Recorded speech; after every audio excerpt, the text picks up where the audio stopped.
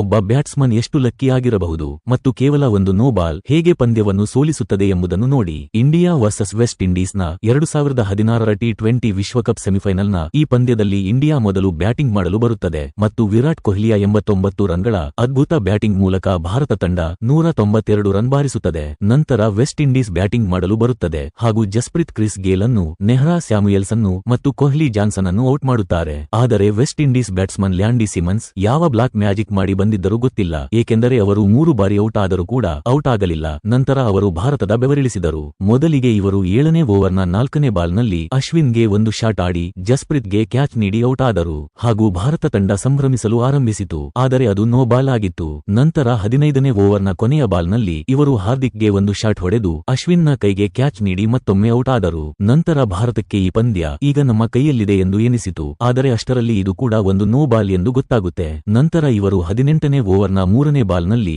ಜಸ್ಪ್ರೀತ್ಗೆ ಒಂದು ಶಾಟ್ ಹೊಡೆದರು ಮತ್ತು ಬಾಲ್ ಬೌಂಡರಿ ಬಳಿ ಹೋಯಿತು ಹಾಗೂ ಜಡೇಜಾ ಆ ಬಾಲನ್ನು ತಡೆದು ಕೊಹ್ಲಿಯ ಕೈಗೆ ಕ್ಯಾಚ್ ಕೊಟ್ಟರು ಹಾಗೂ ಇನ್ನೇನು ಭಾರತೀಯ ಅಭಿಮಾನಿಗಳು ಸಂಭ್ರಮಿಸಬೇಕು ಎನ್ನುವಷ್ಟರಲ್ಲಿ ಗೊತ್ತಾಗುತ್ತೆ ಜಡೇಜಾ ಅವರ ಕಾಲು ಬೌಂಡರಿಗೆ ಟಚ್ ಆಗಿದೆ ಎಂದು. ಸ್ನೇಹಿತರೆ, ಈ ಪಂದ್ಯವನ್ನು ಯಾರು ಲೈವ್ ನೋಡಿದ್ದೀರಾ ಕಮೆಂಟ್ ಮೂಲಕ ತಿಳಿಸಿ.